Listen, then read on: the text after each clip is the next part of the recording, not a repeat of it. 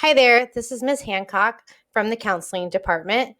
I am here again to review some ways that you can end the semester strong. Today's focus will be on study tips and your specific learning style. As a reminder, on Monday, I provided you with 3 steps for how you can prepare for the end of the semester. Step number 1 was identifying what needs to get done. Step number 2 was knowing your supports. And step number 3 was writing out the plan. There are printable plans available to you in your email. There's one that helps you identify your missing assignments, one that has you break down class by class and a study schedule, and even one that goes over how to prepare for the specific final presentation or the final exam. Today, I want to talk a little bit about study habits and practices. It's so important to change it up. Studying for finals is really rarely about memorizing facts.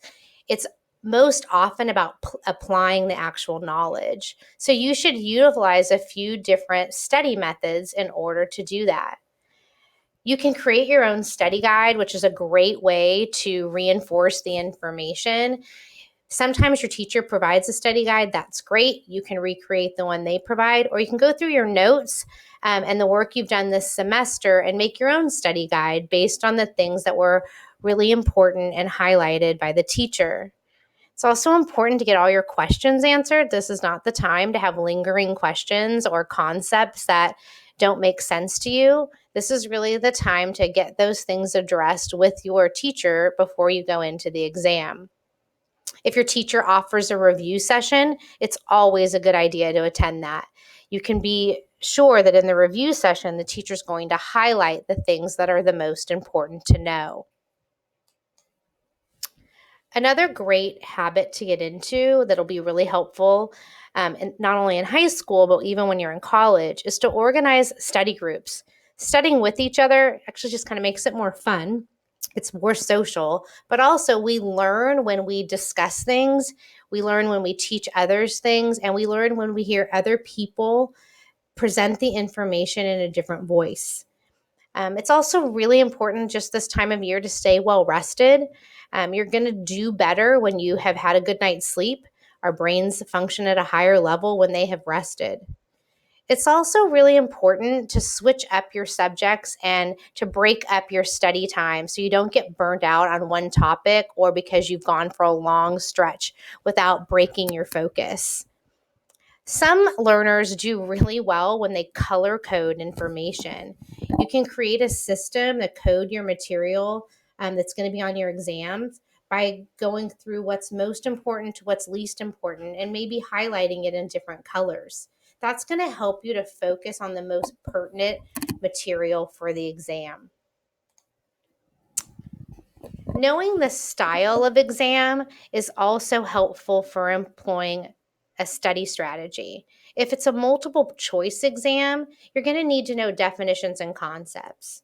For essay exams, you're going to need to focus your understanding on all the concepts and being able to provide examples when you have to write in class. Formulating some of those examples before the exam is going to help you do better when you actually have to write in a timed situation in class. You can always quiz yourself to reinforce the information. Going through and reorganizing and reevaluating your notes is a way to help you outline the really important concepts. Just like a study group, teaching a classmate, even your family at the dinner table or your siblings, a concept that you need to memorize is a great way to commit it to memory.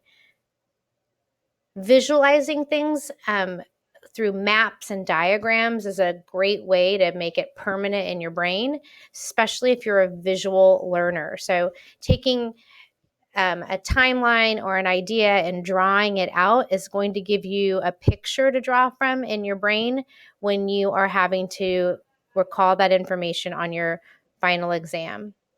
Whatever study habits you employ, make sure you make it fun for yourself because that's going to keep you motivated. Set up little rewards, set up little breaks. That's definitely a way to make your studying less of a chore and more of something that feels good and that you feel like you're really doing something to improve yourself. It's always fun to enjoy something more than dreading it. So find a way to make it fun. As you think of some of these suggestions for how you can study, it is important to know your learning style because your learning style is going to really determine which one of the practices works best for you. For example, visual learners do really well with making flashcards and reviewing PowerPoints and slides. They do great with the color coding, watching videos like the kind on Khan Academy. Those are things that all help a visual learner remember information. Auditory learners do much better when they read their notes out loud.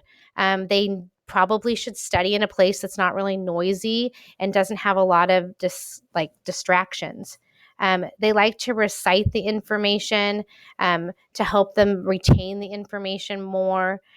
Using some word association and studying with friends where you're discussing things always helps an auditory learner remember information.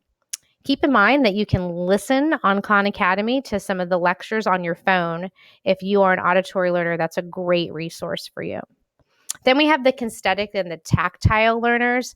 Those learners do best when they're really comfortable when they're studying. So they like to lounge on the sofa or across their bed.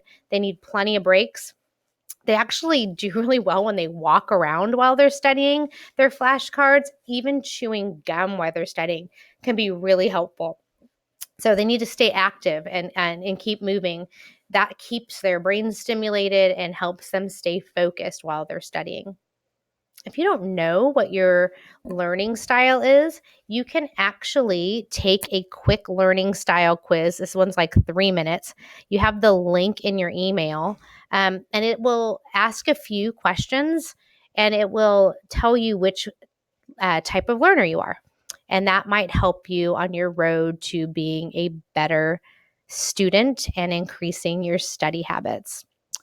We are wishing you all the best as you guys wrap up this semester. We're rooting for you to do well.